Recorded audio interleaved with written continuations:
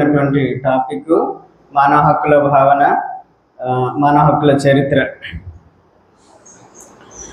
మనం విషయంలోకి వెళ్ళటానికంటే ముందు ఈ ఫ్యాన్ కూడా బంద్ చేసినా పర్వాలేదు, ఇది ఒకటి సరిపోతుంది. అసలు హక్కు అంటే ఏమిటి? హక్కు అంటే సమాజంలో నెలకొన్న ఒక నైతిక విలువ ద్వారా కానీ లేదా చట్టం ద్వారా కానీ మనం పొందగలిగేది, అనుభవించగలిగేది ఒక హక్కు. షార్ట్గా చెప్పాలంటే, right is a moral or legal entitlement of an individual that protects the fundamental interests of him or her. Right is a legal or moral entitlement that protects the fundamental interests of an individual. So ఇది హక్కు అంటే. అయితే హక్కు అనేటువంటి పేరు, ఆ హక్కులు అనేటువంటి పేరు మీద చర్చ వాస్తవానికి ఆధునిక కాలానికి సంబంధించిందే. గట్టిగా 75 సంవత్సరాలు 100 సంవత్సరాలు కూడా మించదు. కానీ ఆ పేరు లేకుండా అదే అర్థంలో సమాజము ఉన్న దగ్గర నుండి అవి అనుభవించటమో, అనుభవించకుండా ఉండటమో, కలిగి ఉండటమో, కోల్పోవటమో అనేటువంటిది జరుగుతుంది. అంటే దానికి ఆ హక్కు అనే పేరు లేదు, కానీ అటువంటివి అన్ని సమాజంలోని చాలా వర్గాలు లేదా అందరూ ఎంతో కొంత అనుభవించుకుంటూ వస్తున్నారు. అంటే ఆ భావన, దానిపై చర్చనే కొత్తది. వాస్తవంగా ఏ సమాజం కూడా పూర్తిగా హక్కులు లేకుండా ఏనాడు ఉండలేదు. మనం కనుక తీసుకుంటే మనకు చాలామందికి చరిత్ర తెలుసు, ఎక్కువ వివరాల్లోకి వెళ్ళను. ఈరోజు మనం ఏం కోరుతున్నాము, హక్కుల కార్యకర్తలుగా కానీ లేదా బయట ఉండేటువంటి చాలామంది ఏం కోరుకుంటున్నాం అంటే, మనుషులందరూ సమానం అనేటువంటి భావనతోటి ఒకరిపై ఒకరు అఘాయిత్యాలు, దౌర్జన్యాలు చేసుకోకుండా ఏది ఉన్నా అందరికీ సమానంగా అందుబాటులో ఉండే విధంగా అటువంటి మానవ సంబంధాలను కలిగి ఉండాలని కోరుకుంటున్నాం. ఇది వాస్తవంగా ఒకప్పుడు ఒక ఆదిమ మానవ సమాజంలో మనుషులందరూ అనుభవించిందే. మనుషులందరూ ఒకప్పుడు ఏది ఉంటే అది అందరూ కలిసి తిన్నారు, ఏది లేకపోతే అది ఎవరికీ లేదు. ఒకరి మీద ఎప్పుడూ దౌర్జన్యం అంటూ ఇంకొకరు చేయాల్సినటువంటి అవసరం ఏమీ పడలేదు. అందరూ ప్రతి ఒక్కరూ పని చేసుకున్నారు, ప్రతి ఒక్కరూ ఒకరికొకరు రక్షణ కల్పించుకున్నారు, ప్రతి ఒక్కరూ ప్రేమ పంచుకున్నారు. ఆ విధంగా మానవ సమాజం జీవించింది. ఆఫ్టర్ ఆల్ మనం అదే అడుగుతున్నాం ఈరోజు. కానీ కాలక్రమంలో ఆ ఆదిమ మానవ సమాజం కలిగి ఉండేటువంటి సమానత్వ భావన అనేటువంటిది కాలక్రమంలో కోల్పోయింది. దానికి చరిత్రకారులు కానీ విశ్లేషకులు కానీ చెప్పేది ఏమిటి అంటే, సమాజంలో ఎప్పుడైతే సంపద పేరుకుపోవటం అనేటువంటిది మొదలైందో, దాన్ని కాజేసేటువంటి వర్గాలు తయారై వాళ్ళు సమాజం మిగతా వాళ్ళ మీద ఆధిపత్యం చెలాయిస్తూ ఆ సంపదను వాళ్ళే కాజేయటం, అది కాజేయటానికి ఎవరైనా తిరుగుబాటు చేస్తే వాళ్ళని అణచివేయటానికి కావాల్సినటువంటి ఒక సైన్యాన్ని తయారు చేసుకోవటము, లేదా వాళ్ళని మానసికంగా సిద్ధం చేసుకోవటానికి అది వాళ్ళకు ఉండాల్సిందే, మనకి ఇలా లేకపోయినా ఇలా మనం బతకాల్సిందే అని వాళ్ళను మానసికంగా సిద్ధం చేయడం కోసం దేవుడు, మతాన్ని అనేటువంటి సృష్టించుకుంటూ రావటం.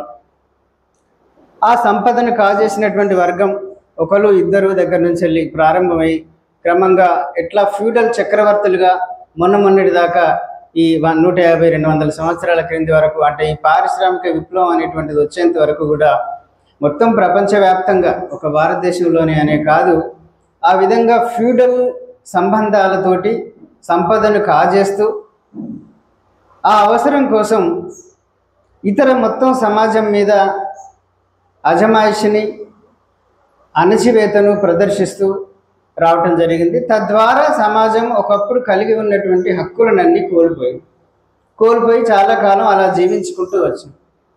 అయితే ఎప్పుడూ జీరో హక్కులతోటి ఏ సమాజము జీవించలేదు. ఎంతో కొంత సమాజం ఇచ్చేటువంటి విలువ ద్వారానైనా కొన్ని హక్కులు అనుభవిస్తాయి. ఉదాహరణకు చిన్నపిల్లలను కొట్టవద్దని, అన్యాయంగా ఎవరిని క్రూయాలిటీ ప్రదర్శించవద్దు అనేటువంటిది ఒక సోషల్ వాల్యూ ద్వారా కానీ సోషల్ కల్చర్ ద్వారా కూడా కానీ మన సమాజంలో వండుకుంటూ వచ్చింది. కాబట్టి ఎంతో కొంత ఒక పౌర సమాజంగా మనగలుగుతూ ఇక్కడ దాకా వచ్చినాం. అయితే అది పెద్ద గణనీయమైనటువంటిది ఏమీ కాదు. మొన్నటి వరకు కూడా దాదాపు చెప్పుకోదగ్గ హక్కులు ఏమీ లేకుండానే మనుషులందరూ జీవించుకుంటూ వచ్చాం.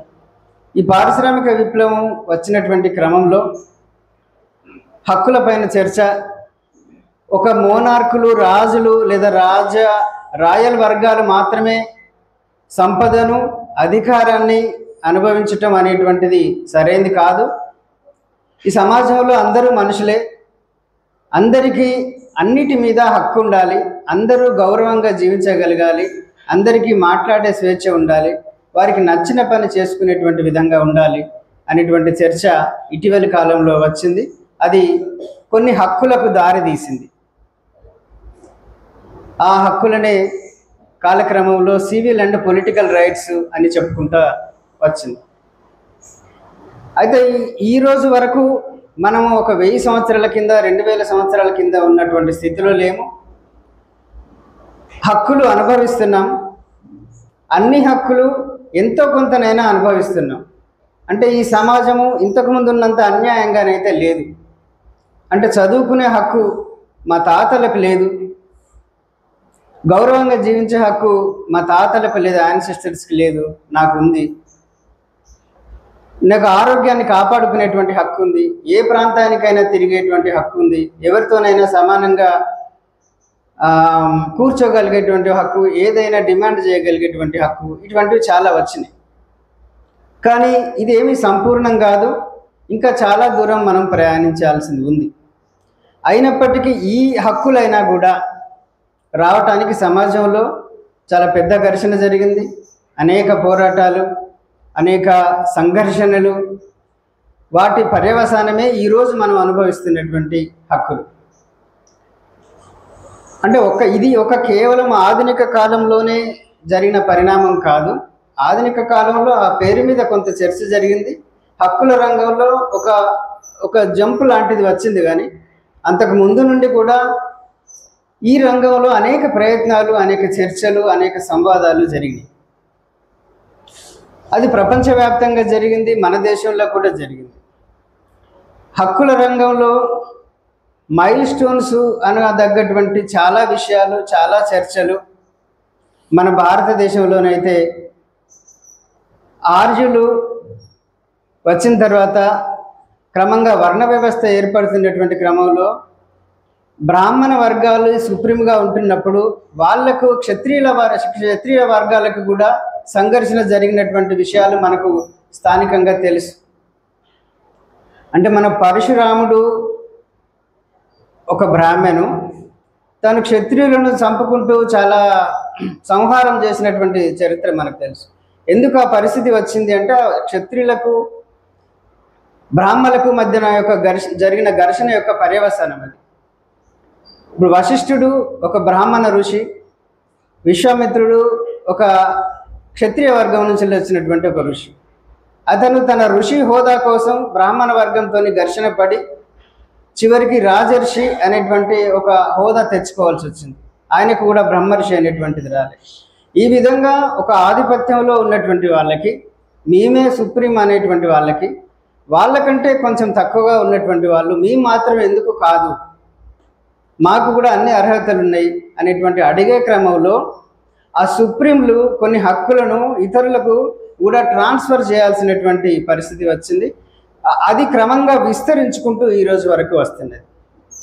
మనం జైన మతం తీసుకున్నా, బౌద్ధ మతం తీసుకున్నా కూడా అది ఒక బ్రాహ్మణ భావజాలం మీద, వాళ్ళ సంస్కృతి, వారి వ్యవహారాల మీద ఒక తిరుగుబాటుగా వచ్చినటువంటి విషయాన్ని మనం అందరికీ చాలామందికి తెలుసు. సో ఈ రకంగా అలా ప్రయాణమయ్యి మనం మొన్నటికి మొన్న బ్రిటిష్ వాళ్ళు వచ్చిన తర్వాత తమిళనాడులో బ్రాహ్మణ వ్యతిరేక ఉద్యమాలు ప్రారంభమైన విషయం కూడా మనందరికీ తెలుసు. అయితే ఎవరు చేసినవి ఇవి? సాధారణంగా మనకు హక్కులు వచ్చినాయి అని అంటే ఏమనుకుంటామంటే ఈ హక్కులన్నీ కూడా పోరాటాల ఫలితం. చాలా దారుణంగా అన్యాయానికి గురైనటువంటి వాళ్ళు ఆ దారుణాలను, ఆ అణచివేతను తట్టుకోలేక చేసినటువంటి తిరుగుబాట్ల ఫలితంగా హక్కులు వచ్చినాయని సాధారణంగా మనకు ఒక అభిప్రాయం ఉంది. కానీ నేనేమనుకోవటం, నా అబ్జర్వేషన్ ఏమిటంటే, దారుణంగా హక్కులు కోల్పోయినటువంటి వాళ్ళు, దారుణంగా అణచివేతకు గురైనటువంటి వాళ్ళు చేసిన తిరుగుబాట్ల కంటే కూడా ఒక సుప్రీం కంటే తర్వాత స్థానాలకి వస్తున్నటువంటి వాళ్ళు ఆ సుప్రీంతో పడుతున్నటువంటి ఘర్షణల నుంచెల్లే క్రమంగా హక్కులు విస్తరించుకుంటూ వచ్చినాయి. మనం ఇందాక చెప్పుకున్న ఉదాహరణలనే బ్రాహ్మణ క్షత్రియుల వర్సెస్లో క్షత్రియులకు అనేక హక్కులు పొందటం, బ్రాహ్మణ వ్యతిరేక ఉద్యమాల నుంచి వచ్చిన తర్వాత శూద్ర సంపన్న కులాలు అనేక హక్కులు పొందటము అనేటువంటిది మనం గమనించవచ్చు. ఒక చక్రవర్తి దగ్గర నుంచి వెళ్ళి అనేక మంది సామంతులు ఘర్షణ పడుతూ కొన్ని అనేక హక్కులను పొందటం అనేటువంటిది కూడా ఈ నేపథ్యంలో వచ్చింది. ఆ మాటకు వస్తే, ఏదైతే మనం పారిశ్రామిక విప్లవం అని అనుకుంటున్నామో అది కూడా రాచరికాల మీద ఒక తిరుగుబాటుగా ఆయా సమాజాలలో ఉన్నటువంటి సంపన్న వర్గాలు చేసినటువంటి ఒక తిరుగుబాటు లేదా విప్లవం ఫలితంగానే ఈ పారిశ్రామిక లేదా పెట్టుబడిదారీ సమాజం అనేటువంటిది వచ్చింది. తద్వారా కొన్ని హక్కులు వచ్చినాయి. అంతేగాని ఆయా భూస్వామ్య లేదా రాచరికపు సమాజాలలో అన్యాయానికి గురవుతున్నటువంటి అట్టడుగున ఉన్నటువంటి పాలేరులు కానీ, లేబర్ కానీ, కూలీలు కానీ, రైతాంగం కానీ చేసిన తిరుగుబాటు కాదది. ఆర్థికంగా ఎదిగినటువంటి వర్గము, సమాజం మీద ప్రభావం చూపగలిగినటువంటి వర్గము, ఒక సుప్రీంతోని పోటీ పడగలిగినటువంటి వర్గము, ఇన్ని ఉండి కూడా వాళ్ళు మాత్రమే ఎందుకు మా మీద ఆధిపత్యం వహించాలి అని వాళ్ళు ఒక ప్రశ్నతోటి ముందుకు వచ్చి చేసిన తిరుగుబాటు ఫలితంగానే వచ్చినటువంటి హక్కులు అలా రావటము మాత్రమే కాకుండా అవి చాలా సుస్థిరంగా ఉండుకుంటూ వచ్చినాయి. ఇప్పటి వరకు కూడా ఈ పారిశ్రామిక విప్లవ కాలం వరకు కూడా సామాజిక చరిత్రలో మీరు ఏది చేసినా, ఏ యుద్ధం కానీ, ఏ ఘర్షణ కానీ, ఒక స్పార్టకస్ చేసినటువంటి తిరుగుబాటు, మన దగ్గర అక్కడక్కడ ట్రైబల్ నాయకులు చేసినటువంటి స్థానిక తిరుగుబాట్లు మినహాయించి హక్కులకు దారితీయగలిగినటువంటి ఒక పెద్ద తిరుగుబాటు కానీ, విప్లవం కానీ చరిత్రలో ఎక్కడ నమోదు కాదు. అంటే ఒక పాలకులు వర్సెస్ ప్రజల మధ్య తిరుగుబాటు, ఘర్షణ అనేది మనకు ఎక్కడ చూడం. ఒక పాలకుడికి ఇంకొక పాలకుడికి మధ్యనే ఘర్షణ. మన చరిత్ర అంతా ఏ చరిత్ర చూసినా కూడా ఇద్దరు పాలకుల మధ్య జరిగినటువంటి యుద్ధాలు, ఘర్షణలు తప్ప పాలకులు వర్సెస్ ప్రజలు జరిగింది మనకి ఎక్కడ బహుశా మీరు చదివి ఉండరు. లేదా కనీసం అవి చరిత్రలో గుర్తింపు జరిగే స్థాయిలో జరగలేదు, లేదా చరిత్రలో ఒక ప్రభావాన్ని మిగిల్చిపోగల స్థాయిలో జరగలేదు, కొన్ని మినహాయింపులతో నడిచిపెడతారు. ఎప్పుడైతే కమ్యూనిస్టు భావన అనేటువంటిది అయితే వచ్చిందో అప్పుడు మాత్రమే పాలకులు వర్సెస్ ప్రజలు. అప్పటిదాకా ఒక పాలకునికి ఎదురుగా ఇంకొక పాలకుడు మాత్రమే ఘర్షణ పడ్డాడు. కానీ ఈ కమ్యూనిస్టు భావజాలము లేదా కమ్యూనిస్టు సిద్ధాంతం ఏదైతే వచ్చిందో అప్పుడు ఒక పాలకుడు ప్రజలకు మధ్యన ఘర్షణ అనేటువంటి జరిగింది. ఆ నేపథ్యం నుంచెల్లే మనం 1886లో కార్మికులు చేసిన 8 గంటల పనిదినం కోసం కావచ్చు, అనేక హక్కులు చేసినటువంటి కావచ్చు, మన దగ్గర చేసిన రైతాంగ పోరాటాలు కావచ్చు, లేదా కూలీలు చేసినటువంటి రకరకాల కమ్యూనిస్టు సంఘాల ఆధ్వర్యంలో జరిగినటువంటి పోరాటాలు కావచ్చు, వీటి స్వభావం చూస్తే అప్పటిదాకా ఘర్షణ పడ్డ వర్గాలు వేరు, తర్వాత కాలంలో ఘర్షణ పడ్డటువంటి వర్గాలు వేరు. అయితే హక్కులు కేవలం ఈ కమ్యూనిస్టు సిద్ధాంతం వచ్చిన కాడి నుండే రాలేదు. మొదటి నుండి కూడా ఈ రకమైన నేను ఇంతకుముందు చెప్పినటువంటి వర్గాల మధ్య ఘర్షణ కారణంగా కూడా హక్కులు విస్తరించుకుంటూ వచ్చినాయి. భారతదేశానికి సంబంధించిన ఉదాహరణలు నేను చెప్పిన, ప్రపంచవ్యాప్తంగా కూడా మనం గమనిస్తే ప్రపంచ చరిత్రను అట్లాగే ఉంటాయి. అట్లాగే హక్కుల రంగంలో కొన్ని ముఖ్యమైనటువంటి మైలురాళ్ళు మనకు తెలిసి ఉండాలి. అందుకని నేను కొన్ని చెప్పడానికి ప్రయత్నం చేస్తాను. మన దగ్గర మనం ఇందాక మాట్లాడుకున్నట్టుగా బౌద్ధము, జైనము, బౌద్ధ ప్రభావంతో కొంత అశోకుడు కొంత వెల్ఫేర్ సొసైటీని స్థాపించే ప్రయత్నం చేయటం, ఆ రకంగా ప్రజలు కొంత హక్కులు అనుభవించటము, మళ్ళీ తర్వాత కాలంలో మధ్యయుగాలకి వాటికి వచ్చేసరికి అవన్నీ పూర్తిగా అదృశ్యమైపోవటము, ఇదంతా మనకు తెలిసిన విషయం. ప్రపంచవ్యాప్తంగా కూడా సుమారుగా ఇట్లనే ఉంది.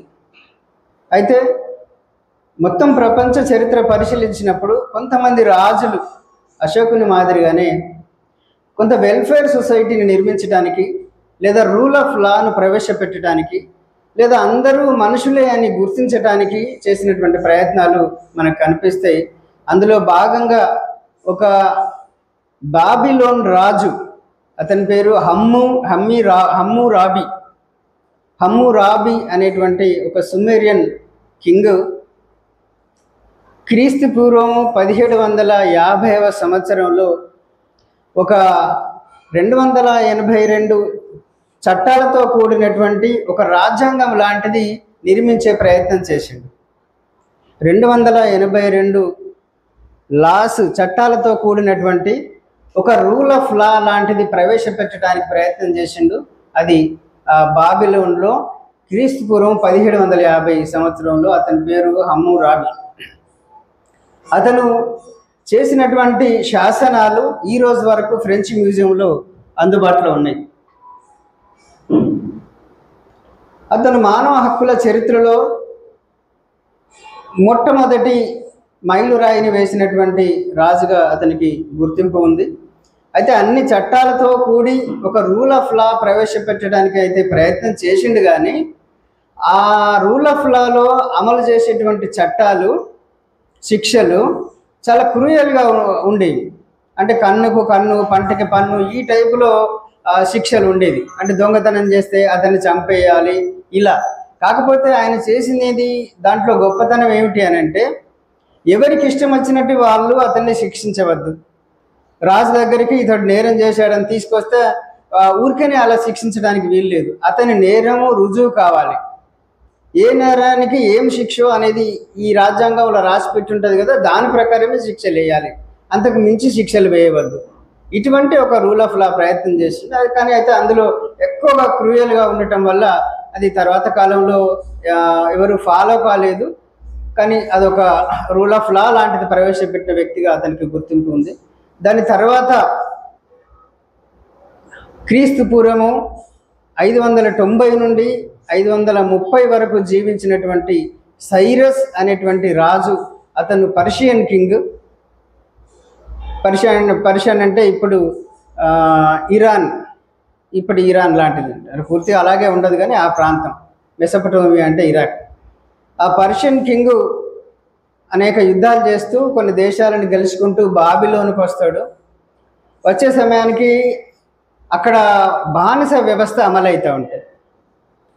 ఈ సైరస్ ఏం చేస్తారంటే, ఇట్లా బానిసలుగా ఇతర మనుషులను వాడుకోవటం అనేటువంటిది తప్పు, ఈ బానిసలందరికీ నేను విముక్తి కల్పిస్తున్నాను అని ఆయన ఒక చట్టం చేస్తాడు సైరస్.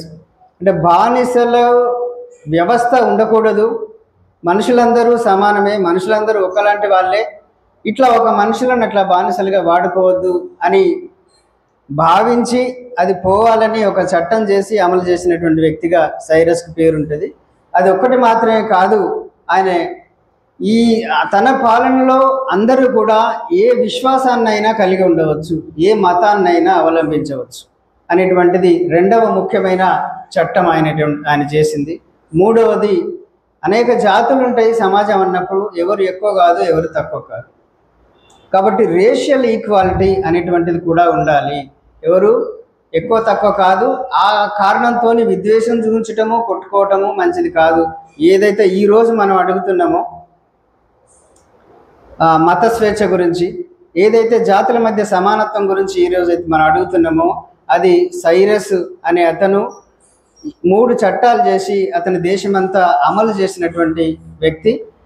అతన్ని ఐక్యరాజ్య సమితి కూడా గుర్తించి అతను చేసినటువంటి చట్టాలను ఐక్యరాజ్య సమితి గుర్తించినటువంటి అనేక భాషల్లోకి అనువాదం చేసి అది పబ్లిష్ చేసి ఉంది.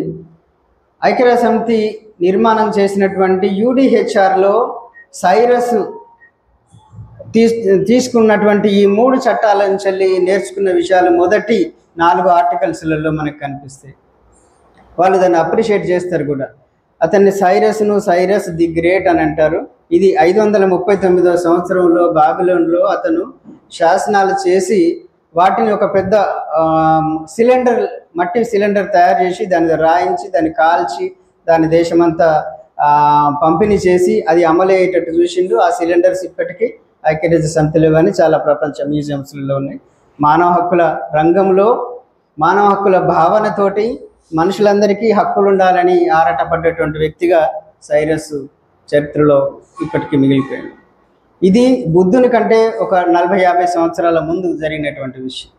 ఈయన భావనలు గ్రీకుకి మన భారతదేశానికి కూడా ప్రసరించి వాళ్ళ సిద్ధాంతాలని ఐడియాలజీని కూడా ఇన్ఫ్లుయెన్స్ చేసినాయని చెప్తారు. ఈయన తర్వాత వాళ్ళే కదా, తర్వాత గ్రీకు ఫిలాసఫర్స్ వాళ్ళందరూ కూడా. దీని తర్వాత ఇలా 2-3 కొన్ని జరిగినాయి, కానీ చరిత్రలో ఇవి అలాగే సుస్థిరంగా కొనసాగలేదు. ఎందుకంటే రాజు అన్నప్పుడు ఆ రాజు పోతే ఆ దేశము యొక్క రూపురేఖలన్నీ మారిపోతాయి, పరిపాలన విధానాలన్నీ మారిపోతాయి. కాబట్టి ప్రధానంగా రాజు మీద ఆధారపడి నడిచే వ్యవస్థలు కాబట్టి అవి తర్వాత కాలంలో కొనసాగలే, కానీ ఒక ముఖ్యమైనటువంటి మానవీయ ప్రయత్నాలుగా మాత్రం అవి చరిత్రలో మిగిలిపోయాయి. దీని తర్వాత చూస్తే మనకు గ్రీకు ఫిలాసఫర్స్ చేసినటువంటి సిద్ధాంతాలు, సోక్రటీస్ కానీ, ప్లేటో రాసిన రిపబ్లిక్ కానీ, అరిస్టాటిల్ చేసినటువంటి సిద్ధాంతాలు, అరిస్టాటిల్ని ఫాదర్ ఆఫ్ న్యాచురల్ రైట్స్ అని అంటారు. ఇవన్నీ ఒక రకమైనటువంటి ఫిలాసఫర్స్ కొంత మానవ హక్కుల రంగంలో ఆరాట పడుకుంటూ వచ్చిండ్రు. నిజానికి గ్రీకులో కూడా ఒక పార్లమెంట్ లాంటిది, ఒక రిపబ్లిక్ లాంటిది అమలవ్వటము, ఒక రూల్ ఆఫ్ లా అమలవ్వటము మనకు తెలుసు. సోక్రటీస్కు విషమిచ్చి చంపడానికి ముందు కూడా, విషమిచ్చి చంపటం అన్యాయమే అయినప్పటికీ కూడా ఆయన మీద ఒక ఆరోపణ చేయటము, దానికి అతన్ని జవాబు చెప్పుకునే అవకాశాన్ని కలిగించటము, ఇది న్యాయమా, దీని మీద ఓటింగ్ జరపటము, దాని తర్వాత మాత్రమే ఆయనకు శిక్షణ అమలు వేయటము అనేటువంటి ఒక సిస్టమ్ని అమలు పరిచేటువంటి వ్యవస్థ గ్రీకులో క్రీస్తు పూర్వం కూడా అమలైంది. అది ఒక రకంగా రూల్ ఆఫ్ లా లాంటిది. భారతదేశంలో అంబేద్కర్ రాసినట్టుగా అటువంటి ప్రయత్నాలు కూడా బుద్ధిస్ట్ సాంప్రదాయంలో ఉండినాయి. అవన్నీ మనం కోల్పోయినాము అని మనకు చెప్పుకుంటూ వస్తాం. తర్వాత కాలంలో అనేక దేశాలలో కొన్ని ప్రయత్నాలు, కొంతమంది ఫిలాసఫర్స్ అటువంటివి ఆలోచనలు చేసిండ్రు, కానీ అది ఒక గణనీయంగా పెద్దగా ఏమీ లేవు. తర్వాత మధ్యయుగాలలో ఏ దేశంలో కూడా ఏ రంగంలో కూడా పెద్ద అభివృద్ధి అనేటువంటిది మనకు మానవ హక్కుల రంగంతో సహా మనకి ఎక్కడ కనిపించదు. చివరికి మళ్ళీ ఇంగ్లాండ్ మ్యాగ్నా కార్టా 1215లో చేసుకున్నటువంటిది మధ్యయుగాలకు సంబంధించింది అయినప్పటికీ కూడా మ్యాగ్నా కార్టా అనేటువంటి దాన్ని కూడా మానవ హక్కుల చర్చ వచ్చినప్పుడు మ్యాగ్నా కార్టా ప్రస్తావన లేకుండా ఉండదు, అది మనకు తెలుసు. మ్యాగ్నా కార్టా కూడా మానవ హక్కుల రంగంలో ఒక ముఖ్యమైనటువంటి మైలురాయి. ఇది 1215లో జరిగింది. ఇది ఇంగ్లాండ్లో ఒక చక్రవర్తికి అతని కింద ఉండేటువంటి బ్యారన్స్, ఇతర ఫ్యూడల్ లార్డ్స్కు మధ్య జరిగినటువంటి ఘర్షణ. వాళ్ళ మధ్య ఈ ఫ్యూడల్ లార్డ్స్ మనం ఇందాక అనుకున్నట్టుగా అన్ని అధికారాలు చక్రవర్తికే ఉంటున్నాయి. చివరికి మేము ఎవరిని పెళ్లి చేసుకోవాలి, ఎవరిని పెళ్లి చేసుకోకూడవద్దు, మా తర్వాత ఎవరు అధికారంలోకి రావాలి అంటే ఈ సామంతులు ఉండేటువంటి టెరిటరీలలో కూడా అనేటువంటిది కూడా చక్రవర్తి నిర్ణయిస్తున్నాడు. మాకు సంపద మీద ఏ హక్కు ఉండటం లేదు అని ఈ బ్యారన్స్ అందరూ ఫీల్ అయ్యి చక్రవర్తి మీద చేసిన తిరుగుబాటు ఫలితంగా ఈ మ్యాగ్నా కార్టా అనేటువంటిది రూపొందింది. అంటే చక్రవర్తి యొక్క అధికారాలను తగ్గిస్తూ ఆయన కింద ఉండేటువంటి సామంతులు అధికారాలను పెంచుకుంటూ అంటే వారు సొంతంగా ఎస్టేట్స్ని కలిగి ఉండటం, ఆ ఎస్టేట్ను చక్రవర్తి గుంజుకునేటువంటి అవకాశం లేకపోవటము, తర్వాత వారసులు ఎవరైనటువంటిది వీలే నిర్ణయించుకునేటువంటి అవకాశం, ఈ సామంతులను అంతకుముందు చక్రవర్తి ఇష్టారాజ్యంగా అరెస్ట్ చేసేది. కారణం లేకుండా అరెస్ట్ చేయటము, ఇష్టం వచ్చిన శిక్షలు వేయటము, జైళ్ళల్లో పెట్టడం చేసేది. అటువంటివి ఏవి చేయవద్దు. ఎవరిని అరెస్ట్ చేయాలన్నా ఒక రీజన్ ఉండాలి. ఎవరికి శిక్ష వేయాలన్నా ఒక డ్యూ ప్రాసెస్ ఫాలో కావాలి. ప్రతి ఒక్కరికి మాట్లాడే హక్కు ఉండాలి. అంటే ఇక్కడ ప్రతి ఒక్కరు అంటే ఈ బ్యారన్స్, ఈ ఫ్యూడల్ లార్డ్స్ మాత్రమే, చక్రవర్తి తర్వాత ఉండేటువంటి వాళ్ళు, సామాన్య ప్రజలు కాదు. సో ఆ రెండు వాళ్ళ చక్రవర్తికి ఆయన కింద ఉండేటువంటి వర్గాల మధ్య ఘర్షణ జరిగి తర్వాత యుద్ధం కూడా జరుగుతుంది. ఎవడు ఫాలో కాడు మ్యాగ్నా కార్టా అని.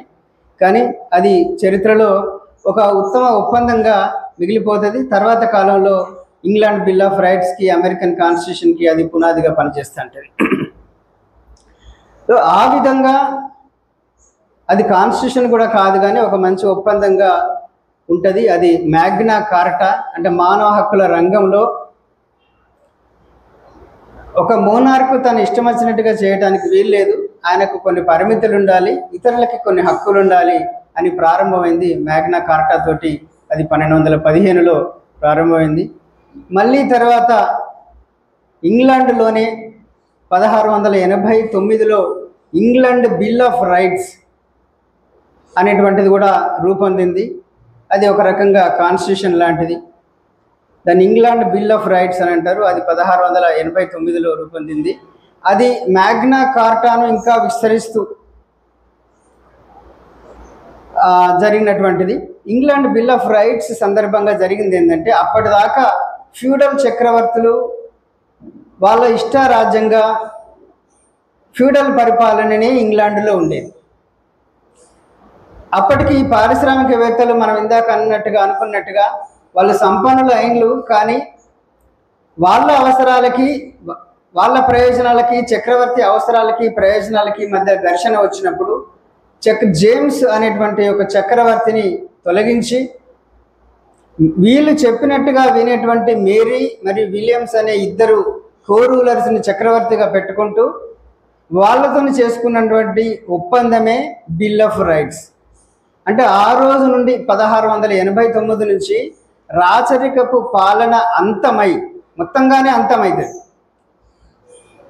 మ్యాగ్నా కార్టాలో రాజుకు సామంతులకు మధ్య జరిగిన ఒప్పందం, 1689 బిల్ ఆఫ్ రైట్స్ సందర్భమేమో మొత్తము రాచరికపు పరిపాలనను కూలదోసి దాని స్థానంలో పార్లమెంటు అధికారంలోకి వస్తుంది. రాయల్ మోనార్కీ పోయి పార్లమెంటరీ మోనార్క్ రావటం అనేటువంటి 1689లో జరుగుతుంది. ఆ సందర్భంగా ఇక నుండి రాచరికపు వర్గాలు పార్లమెంటు ఏది చెప్తే అది మాత్రమే చేయాలి. కేవలము ఒక సెరెమోనియల్ నామమాత్రపు హక్కులను మాత్రమే కలిగి ఉంటారు వాళ్ళు. అంటే మన భారతదేశంలో రాష్ట్రపతి ఎట్లయితే అట్లనో, దేశానికి సంబంధించి ఏ నిర్ణయం చేయాలన్నా కూడా అది పార్లమెంటు మాత్రమే చేస్తుంది. పార్లమెంటుకు ఎన్నికలు జరుగుతాయి, అది ఓటర్లు ఎన్నుకుంటారు. దీంట్లో కూడా చక్రవర్తులు కల్పించుకోవటానికి వీలు లేదు. పార్లమెంటు ఏ చట్టాలు చేసినా వాటిని విధిగా తప్పనిసరిగా ఆమోదించాలి. వాళ్ళు తప్పితే వాటిని నో అనటానికి వీల్లేదు. ఆ చట్ట రూపకల్పనలో కూడా ఈ రాయల్ ఫ్యామిలీస్ కల్పించుకోవటానికి వీల్లేదు. వాళ్ళు జస్ట్ ఒక మన దగ్గర ప్రెసిడెంట్ లాగానే పరిమితం చేస్తూ వచ్చింది. అంటే అప్పటికి ఈ ఫ్యూడల్ పరిపాలన, రాచరికపు పాలనకి అది ముగింపు. అక్కడ నుండి పార్లమెంటరీ పాలన ప్రారంభమవుతుంది. వాళ్ళిద్దరి మధ్యలో జరిగినటువంటి ఒప్పందంలో భాగంగానే బిల్ ఆఫ్ రైట్స్ అనేటువంటిది రూపొందిస్తారు. దాని తర్వాత 1789లో ఫ్రెంచ్ విప్లవం సందర్భంగా కూడా అప్పుడు French declaration for rights of a man and citizen అనేటువంటి ఒక డిక్లరేషన్ కూడా ఫ్రెంచ్ విప్లవకారులు రూపొందించుకుంటారు. French declaration of rights of man and citizen అని. అది 1789లో, అది కూడా మానవ హక్కుల రంగంలో జరిగినటువంటి ఒక గొప్ప మలుపు. అది వాళ్ళు ప్రజలందరికీ స్వేచ్ఛ ఉండాలి, అందరికీ సమానత్వం ఉండాలి, అనేటువంటి భావన, అంటే ఇంకా క్రమంగా ఈ హక్కుల భావన విస్తరించుకుంటూ ఎక్కువ వర్గాలకు విస్తరించుకుంటూ రావటం అనేటువంటిది జరుగుతున్నది.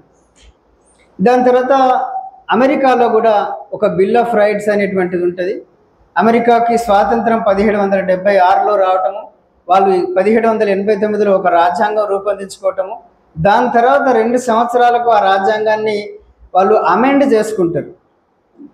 అమెండ్మెంట్ అనేటువంటిది 10 అంశాలలో జరుగుతుంది. ఆ 10 అంశాలను అమెరికన్ బిల్ ఆఫ్ రైట్స్ అని అంటారు. ఇది హక్కుల రంగంలో అంటే ఏ మనిషిని కారణం లేకుండా అరెస్ట్ చేయవద్దు, ప్రతి ఒక్కరికి భావ ప్రకటన స్వేచ్ఛ ఉంటుంది, వాళ్ళ రక్షణ కోసం ఆయుధాలు కలిగి ఉండేటువంటి హక్కు ఉంటుంది, వాళ్ళకు సొంత ఆస్తిని కలిగి ఉండేటువంటి హక్కు ఉంటుంది. తర్వాత ఎవరినైనా విచారించాలంటే ఒక డ్యూ ప్రాసెస్ ప్రకారమే విచారించాలి. ఎవరికైనా బెయిల్ని నిరాకరించకూడదు ఇండెఫినెట్గా. శిక్షలు కూడా ఫైన్స్, జరిమానాలు ఇష్టారాజ్యంగా వేయకూడదు, ఎవరి ఆస్తిని ఇష్టారాజ్యంగా కాజేయకూడదు. ఇటువంటి సవరణలన్నీ ఈరోజైతే ఏవైతే మనకు మాట్లాడుకుంటున్నామో అవన్నీ కూడా అమెరికన్ కాన్స్టిట్యూషన్కి చేసినటువంటి సవరణలు, వాటిని అమెరికన్ బిల్ ఆఫ్ రైట్స్ అని అంటారు. అది 1791లో జరిగింది. అది మన భారత రాజ్యాంగంలో 3వ చాప్టర్లో ఉన్నటువంటి హక్కుల్లో ఉన్న 90% అమెరికన్ బిల్ ఆఫ్ రైట్స్ నుంచి తీసుకోబడింది. మన రాజ్యాంగంలో ఆదేశిక సూత్రాలు ఎట్లయితే ఐర్లాండ్ నుంచి వచ్చినాయో, ప్రాథమిక హక్కుల chapter American bill of rights నుంచి వచ్చింది. అందులో ఒక 80-85% పైన. మిగిలినవి కొన్ని స్థానికంగా మనం యాడ్ చేసుకున్నాం. ఉదాహరణకు అంటరానితనం నిషేధం అక్కడ లేదు కాబట్టి ఇక్కడ మనం చేర్చుకున్నాం. ఇటువంటివి కొన్ని వచ్చినాయి. కాబట్టి ఇవన్నీ అంటే బయట దేశాలలో జరిగిన మానవ హక్కుల రంగంలో జరిగినటువంటి కృషి ఎట్లా క్రమంగా మన భారతదేశానికి మన వరకు కూడా వస్తుంది అని చెప్పడానికి ఇదొక ఉదాహరణ.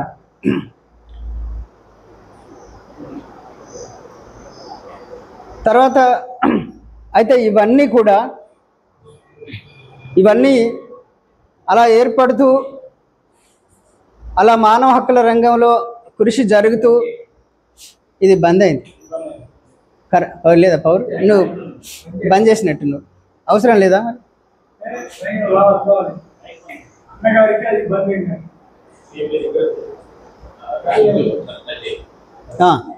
ఓకే, బంద్ చేసినా పర్వాలేదు. ఓకే. ఈ రకంగా ప్రపంచవ్యాప్తంగా అనేక రకాలుగా అనేక దేశాలలో అనేక సందర్భాలలో అనేక ఘర్షణల కారణంగా మానవ హక్కుల రంగంలో కృషి జరుగుతూ, వాస్తవానికి ఇప్పుడు మానవ హక్కులు అంటున్నాం కానీ మానవ హక్కులు అనేటువంటిది పదం మొట్టమొదటిసారి ఐక్యరాజ్య సమితి 1948లో డిసెంబర్ 10న చేసినటువంటి universal declaration of human rights సందర్భంగానే ఎక్కువ అప్పటి నుండి ప్రాచుర్యంలోకి వచ్చింది. అంటే వీటన్నిటి కొనసాగింపుగా యూడిహెచ్ఆర్ 1948లో వచ్చింది.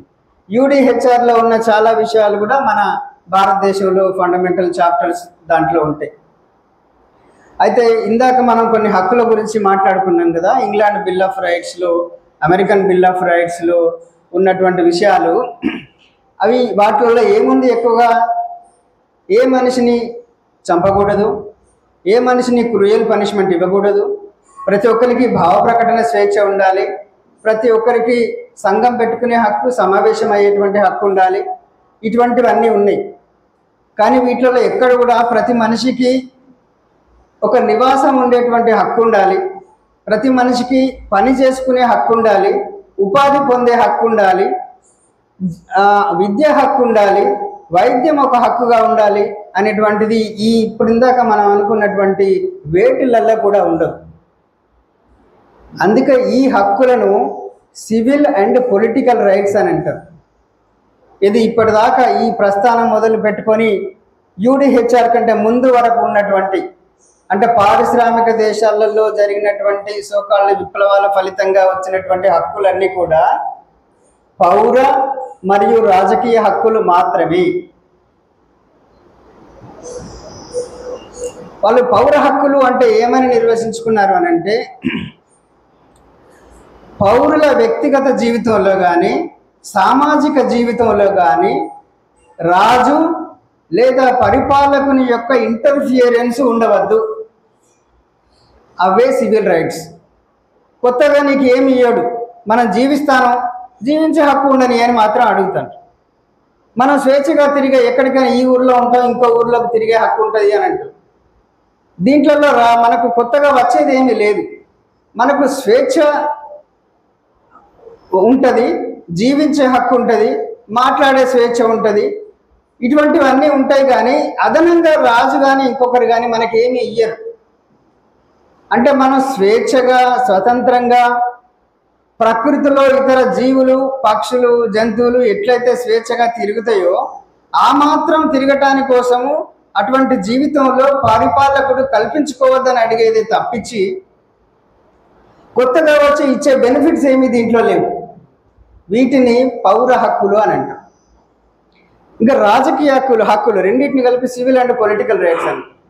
రాజకీయ హక్కులు అంటే ఒక పరిపాలకుని ఎన్నుకునేటువంటి హక్కు, అంటే ఓటరుగా ఉండేటువంటి హక్కు, లేదా ఒక పార్టీ పెట్టుకునే హక్కు, ప్రచారం చేసుకునే హక్కు, పరిపాలకుని స్థానానికి పోటీ పడేటువంటి హక్కు. ఇవి రాజకీయ హక్కులు. ఇందాక మనం అనుకున్నటువంటి సివిల్ రైట్స్. ఈ సివిల్ రైట్స్ పొలిటికల్ రైట్స్ అయితే ఉన్నాయి. కానీ ఒక సామాన్య మనిషి ఉన్నాడు అనుకోండి, వీటి వల్ల ఆయనకు ఒరిగేది ఏమీ లేదు. ఒక అన్నమే లేదు, బయట అసలు ఇల్లే లేదు, రోడ్డు మీద తిరుగుతున్నారు.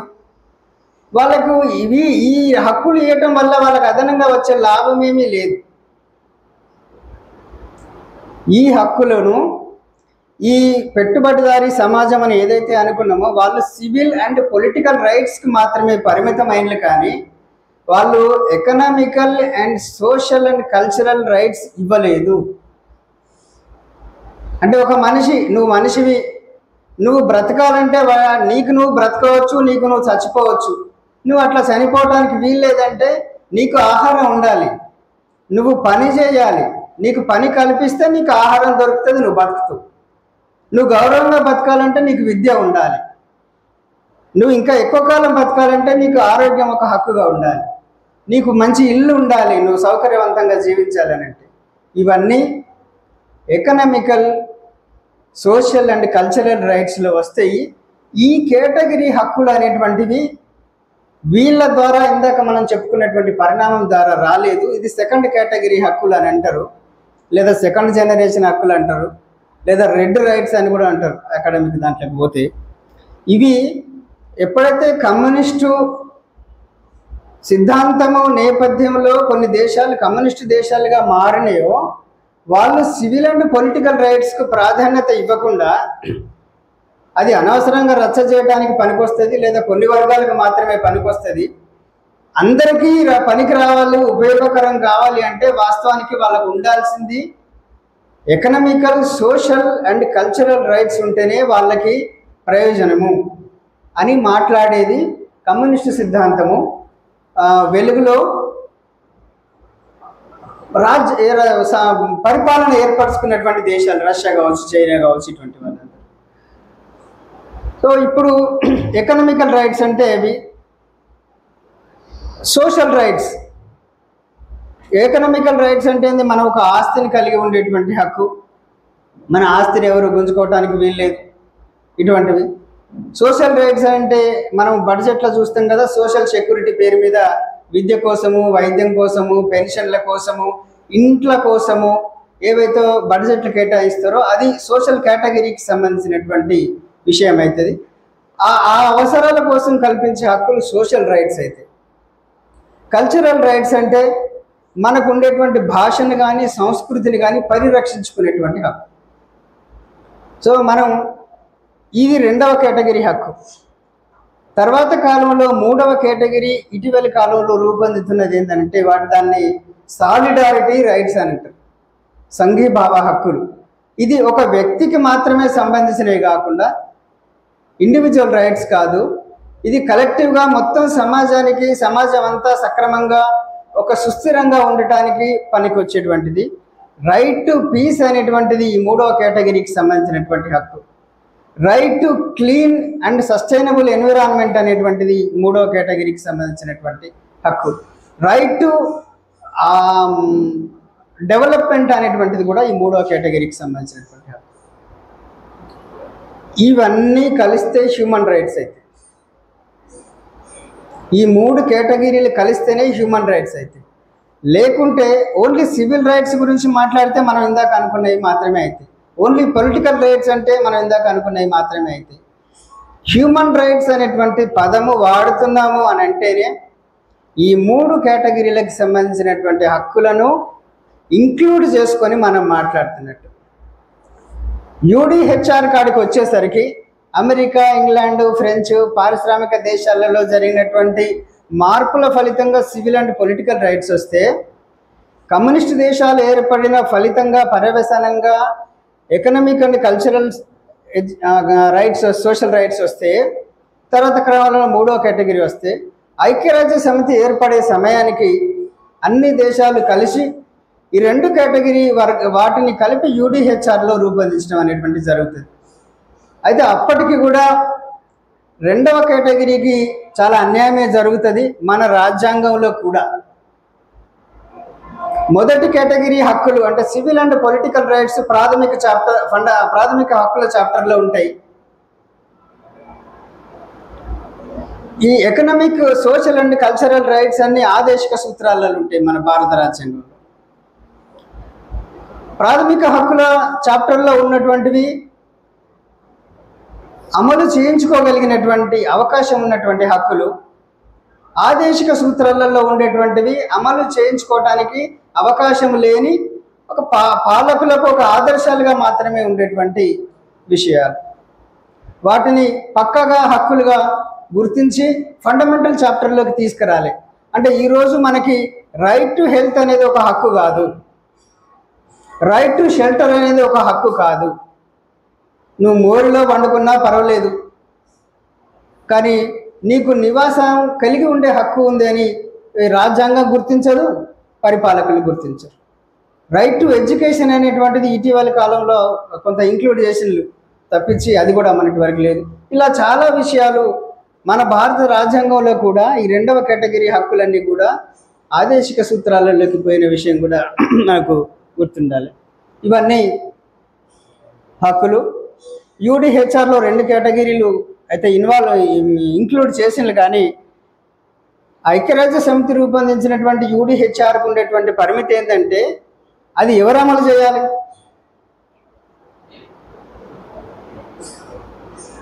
ఐక్యరాజ్య సమితి రూపొందించినటువంటి యూడిహెచ్ఆర్ని ఎవరు అమలు చేయాలి?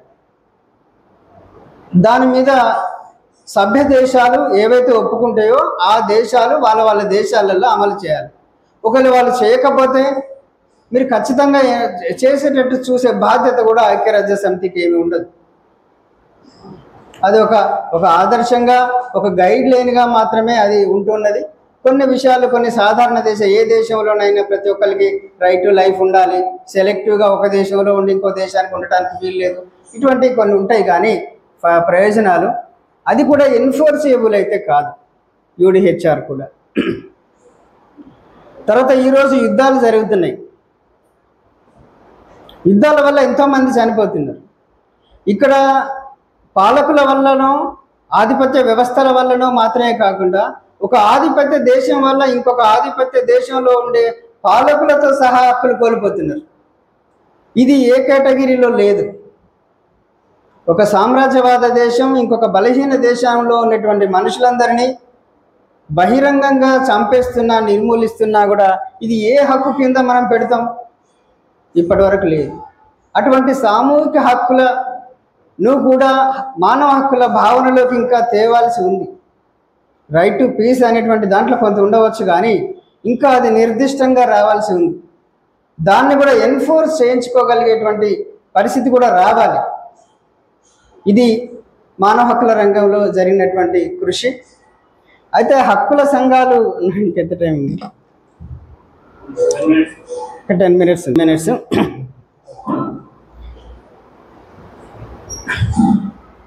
ఈ చరిత్ర వల్ల అంటే ఎక్కువ చెప్పాల్సి రావటము, బ్రీఫ్గానే ఎక్కువ ఉదాహరణ లేకుండా స్టోరీ లేకుండా చెప్పాల్సి వస్తే కొంత డ్రైగానే ఉంటుంది. కానీ ఈ అన్నిటి ఇప్పటిదాకా మనం అనుకున్నటువంటి చరిత్ర లో మనం గమనిస్తే ఒక విషయం మనకు బోధపడుతుంది. హక్కులు ఎలా వచ్చినాయి సమాజంలోకి, హక్కులు ఎవరి వల్ల సాధ్యమైనవి, నేను చెప్పిన దాంట్లోనే ఉంది. అంటే హక్కులు కేవలము ఒక హక్కుల సంఘాలు లేదా ఒక ఫిలాసఫర్స్, మేధావులు, ఇంటలెక్చువల్స్ రాస్తేనో ప్రచారం చేస్తేనో ఏదో పుస్తకంలో రాస్తేనో వచ్చినవి కాదు. హక్కులు లేని వర్గాలు అవి కావాలని చేసిన తిరుగుబాట్లు, ఘర్షణల ఫలితంగానే హక్కులు కాలక్రమంలో క్రమక్రమంగా ఈ స్థాయికైనా మనం వచ్చింది. అంటే బాధిత వర్గాలు, హక్కులు లేని వర్గాలు పడ్డ ఘర్షణ, చేసిన తిరుగుబాట్లు, పోరాటాల ఫలితంగానే హక్కులు అనేటువంటిది ఉనికిలోకి వచ్చుకుంటూ వచ్చినాయి. అవి రాజకీయ పోరాటాలు కావచ్చు, సాంఘిక పోరాటాలు కావచ్చు, ఇక్కడ బ్రాహ్మణ వ్యతిరేక ఉద్యమం కావచ్చు, అంబేద్కర్ చేసిన ప్రయత్నాలు కావచ్చు, జ్యోతిరావు పూలే చేసిన ప్రయత్నాలు కావచ్చు, సాంఘిక పోరాటాల ఫలితంగా కావచ్చు, ఇతర దేశాలలో చేసినటువంటి ఆర్థిక పోరాటాల పర్యవసానంగా కావచ్చు. అంటే ఒక పెద్ద ఎత్తున ప్రజలు చేసినటువంటి ప్రయత్నాల వల్లనే ఇలా హక్కులు అనేటువంటివి కాలక్రమంలో ఈ స్థాయికైనా వచ్చినాయి. అట్లాగే అయితే హక్కుల సంఘాలు ఏర్పడటం అనేటువంటిది కూడా ఈ ఆధునిక కాలంలో జరిగినటువంటి ఒక పరిణామమే. అయితే బాధిత వర్గాలు పోరాటాలు చేయంగా హక్కుల సంఘాలుగా ఎందుకు ఏర్పడాల్సి వచ్చింది అనేది కూడా ఒక స్పష్టత మనకు ఉండాలి. బాధిత వర్గాలు ఎలాగో పోరాటం చేసుకుంటున్నారు, కార్మిక వర్గాలు 8 గంటల పనిదినం కావాలని చేస్తున్నారు, మహిళలు వాళ్ళ పోరాటాలు చేసుకుంటున్నారు, రైతుల సంబంధించినటువంటి అవసరాల కోసం పోరాటాలు చేసుకుంటున్నారు, స్వాతంత్రం కావాల్సినటువంటి దేశాలు లేదా ప్రజలు స్వాతంత్రం కోసం పోరాటాలు చేసుకుంటున్నారు. అటువంటి సందర్భాలలో వాళ్ళు కాకుండా హక్కుల గురించి మాట్లాడేటువంటి సంఘాలు అదే సమయంలో ఈ ఇటీవలి కాలంలో ఏర్పడ్డాయి. వేరే దేశాలలో కూడా, అమెరికాలో కూడా ఏర్పడింది అమెరికన్ సివిల్ లిబర్టీస్ యూనియన్ అనేటువంటిది 1915 ప్రాంతంలో, ఇంగ్లాండ్లో 1930 ప్రాంతంలో నేషనల్ సివిల్ లిబర్టీస్ యూనియన్ అని ఏర్పడింది. భారతదేశంలో 1936లో జవహర్లాల్ నెహ్రూ ప్రోద్బలంతో ఇండియన్ సివిల్ లిబర్టీస్ యూనియన్ అని ఏర్పడింది. ఈ పేర్లను చూడండి, మీరు గమనించండి. ఈ పేర్లలో అన్నిట్లలో సివిల్ లిబర్టీస్ అని ఉంది. సివిల్ లిబర్టీస్ అంటే ఏంటో వాటి నిర్వచనాలు ఏందో మీకు చెప్పిన. ఏవి సివిల్ లిబర్టీస్ కిందకి వస్తాయి అంటే ఏవి ఎకనామికల్ లిబర్టీస్, సోషల్ లిబర్టీస్కు సంబంధించినటువంటి భావనే వాటిలలో ఉండదు. ఓన్లీ సివిల్ లిబర్టీస్ గురించి మాత్రమే అవి మాట్లాడుతాయి. అట్లా చేసుకుంటూ వచ్చిండ్రు. తర్వాత హక్కుల సంఘాల ఆవిర్భావం కాడికి భారతదేశంలోకి వస్తే కూడా స్వాతంత్రము వచ్చిన తర్వాత నెహ్రూ ఇప్పుడు మనమే పాలకులం కాబట్టి ఐసిఎల్ఈ అవసరం లేదు అని కాలక్రమంలో దాన్ని నిర్వీర్యం చేయటం అనేటువంటి జరుగుతుంది. మళ్ళీ హక్కుల సంఘం ఏర్పడటం అనేది 1965లో ఆంధ్రప్రదేశ్ సివిల్ లిబర్టీస్ అసోసియేషన్ పేరుతోని ప్రారంభమవుతుంది.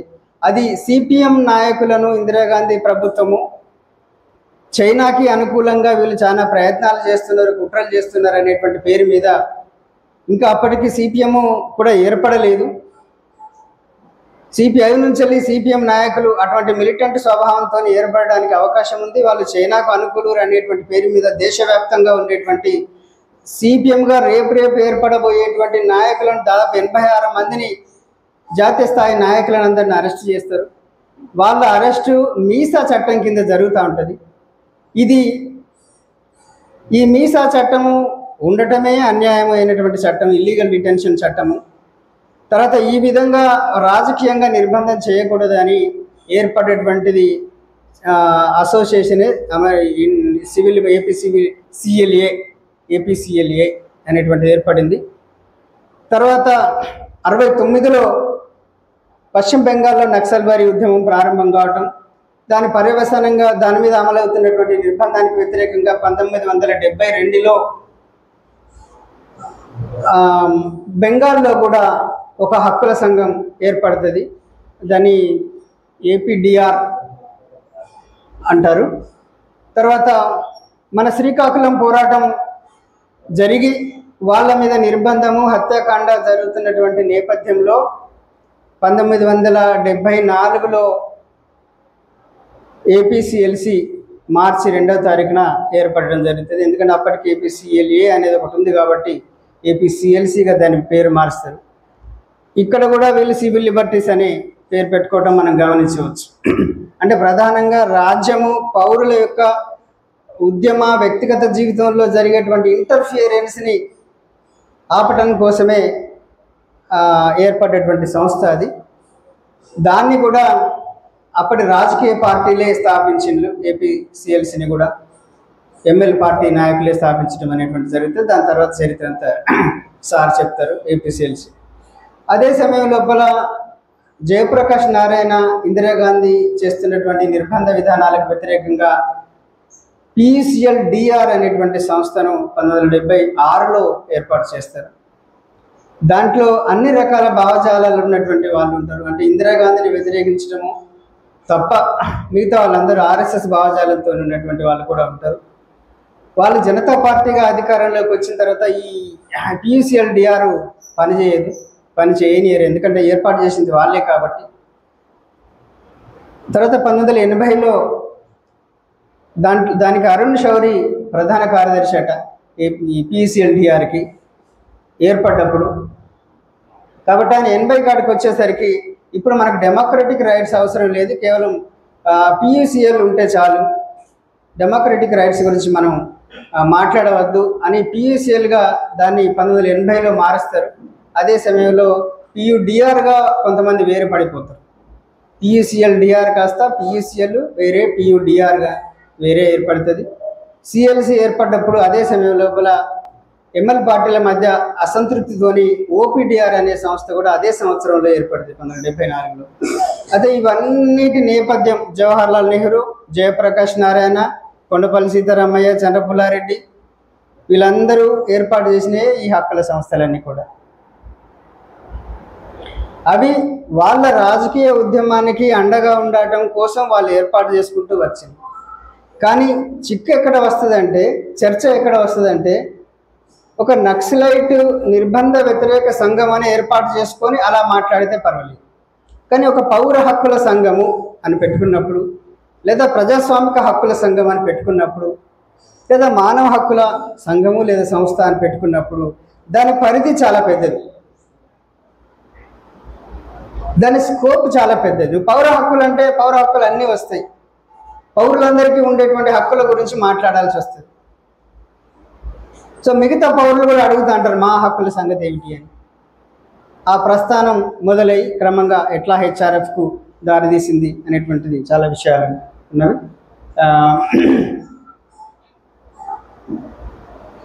మిగతా ఇప్పుడు ఎట్లయితే మనం UN declaration of human rights అక్కడి నుంచి మన భారత రాజ్యాంగం 1950 జనవరి 26లో నుండి అమలయ్యే సమయానికి ప్రపంచవ్యాప్తంగా హక్కుల రంగంలో జరిగినటువంటి కృషి ఎట్లా మన హక్కుల కాడికి, మన రాజ్యాంగం కాడికి, మన వ్యక్తిగత జీవితం కాడికి వచ్చింది, మన రాజ్యాంగంలో ఉన్నటువంటి హక్కులు ఏమిటి, వాటి యొక్క పరిధి, పరిమితి, ఇతర విషయాలని మోహన్ సార్ మాట్లాడాల్సిందిగా కోరుతున్నాను. Thank you very much. విషయంలో కానీ ఆర్థిక హక్కుల విషయాలలో కానీ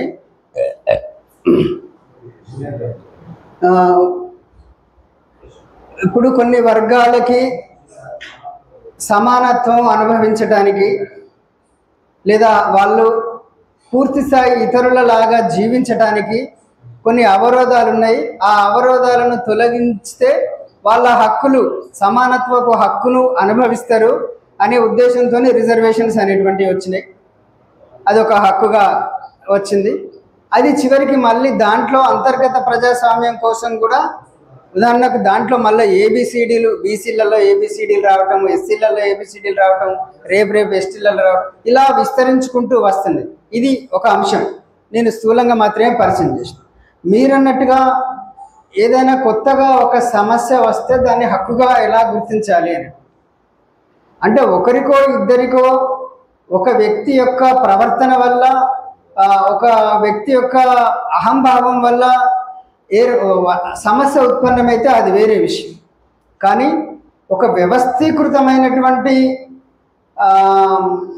ఒక స్ట్రక్చర్ ద్వారా కానీ, ఒక సాంప్రదాయం ద్వారా కానీ, ఒక విలువ ద్వారా కానీ, ఒక అధికారం ద్వారా కానీ, అది చట్టబద్ధ అధికారం కావచ్చు, సామాజిక అధికారం కావచ్చు, ఒక విలువ కావచ్చు, దాని ద్వారా కొన్ని వర్గాలు సమానత్వపు హక్కును అనుభవించలేని పరిస్థితి వచ్చింది అనుకోండి, దాన్ని కూడా మనం హక్కుగా గుర్తించవచ్చు. ఉదాహరణకు కొన్ని కులాలు ఉంటాయి, జెండర్ విషయం మాట్లాడుకోవచ్చు, మీకు తెలిసిన విషయం. కొన్ని కులాలు మనం తెలియకుండానే, ఇప్పుడు పిచ్చకుంట్లోడు ఉంటాడు, వాడు పెద్ద పిచ్చకుంట్లోడు. అది వాస్తవానికి పిచ్చకుంట్ల అనేది ఒక కులం. ఇప్పుడు ఆయన మన మధ్యలో ఉన్నాడు అనుకోండి, ఈ తెలియకుండానే ఈ భాష అందరూ ఉపయోగిస్తాడు. ఇది సమాజంలో ఒక సాంప్రదాయం లాగా, ఒక విలువలాగా తెలియకుండానే అనేసుకుంటూ పోతుంటాం. కానీ దాని ద్వారా మనకు తెలియకుండానే ఇంకొకరు ఒక సమానత్వ భావనను కోల్పోతాడు. అటువంటప్పుడు అతని హక్కును మనం కాలరాసినట్టే లెక్క. సో అతను తన సమానత్వాన్ని పొందటానికి ఈ సాంప్రదాయాన్ని తొలగించాల్సి వస్తుంది. అది చట్టంలో ఉంటే చట్టంలో తొలగిస్తాం, సాంప్రదాయంలో ఉంటే సాంప్రదాయంలో కూడా తొలగించాల్సి వస్తుంది. సో అప్పుడు అది ఒక హక్కుగా గుర్తింపు వస్తుంది. ఇప్పుడు జెండర్ విషయాలు కూడా మొన్నటిదాకా సుమారుగా అట్లనే ఉండే, అవి ఏం చర్చకులా, ఇప్పుడు అవి హక్కుల్లాగా కొంత చర్చకు వస్తుంది. ఓకేనా?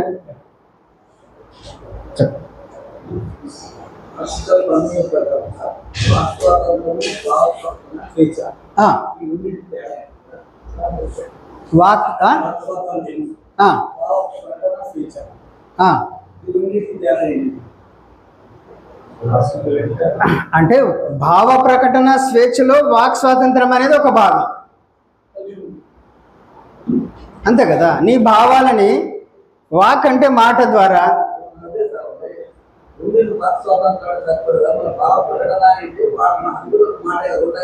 ఇప్పుడు నీ భావాలను వాక్ ద్వారా, నోటి మాట ద్వారా వ్యక్తపరిస్తే అది వాక్ స్వాతంత్రం. మీరు ఒక కార్టూన్ వేసి ఒక ప్లే కార్డు పట్టుకొని నోరు ఏం మాట్లాడకుండా వాటికి అక్కడ నిలబడితే కూడా అది మీ భావ ప్రకటన స్వేచ్ఛని. మీరు ఒక ప్రదర్శన చేసిండ్రు అనుకోండి, మీకు ఒక నచ్చని విషయం పట్ల ఒక పికెటింగ్ చేసిండ్రు, అది కూడా మీ భావ ప్రకటన స్వేచ్ఛ కిందకి వస్తుంది. అది వాక్ స్వాతంత్రం కాదు, భావ ప్రకటన స్వేచ్ఛ కిందకి వస్తుంది. అంటే ఇక్కడ ఇంకొక ఆసక్తికరమైన విషయం అంటే, అమెరికన్ రాజ్యాంగానికి మన భారతదేశంలో ఇప్పుడు బాలగోపాల్ సార్ రాసిన దాంట్లో కూడా ప్రస్తావన ఉంటుంది. మనకు freedom of expression, speech and expression, freedom of assembly, freedom of association ఉంది.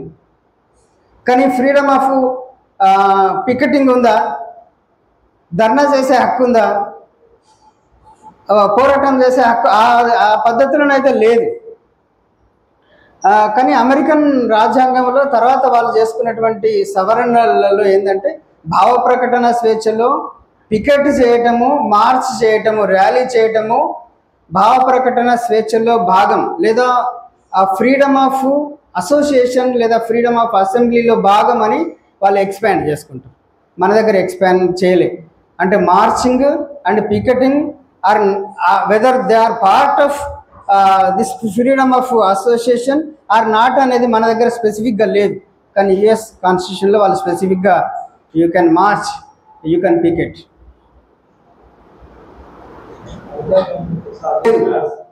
సంఘం పెట్టుకునే హక్కు ఉంది, అసోసియేట్ సమీకరించి ఒక సమావేశం పెట్టుకోవచ్చు. కానీ సమావేశం పెట్టుకొని నేను ర్యాలీ చేస్తా అనన్నా, నేను ధర్నా చేస్తా అన్నా, అది స్పెసిఫిక్గా ఇంక్లూడ్ అయ్యి లేవు. వ్యాఖ్యానాల ద్వారా కొంత వస్తాను. సమావేశాలలో జాయింట్ మీటింగ్స్ చేసేది కదా కావచ్చు, రాజ్యాంగం గుర్తించింది అంతవరకే. నీకు పోరాడే హక్కు కానీ సమ్మె చేసుకునే హక్కు, ఆ రూపంలో సమ్మె హక్కు అనేది కూడా రాజ్యాంగంలో అయితే లేదు నాకు తెలిసినంతవరకు చెప్పాలి. అంటే అదొక గుర్తింపుగా ఉంటే ఉండవచ్చు, కానీ రాజ్యాంగం అంటే ఫండమెంటల్ రైట్స్ ఆ విధంగా అయితే. Thank you.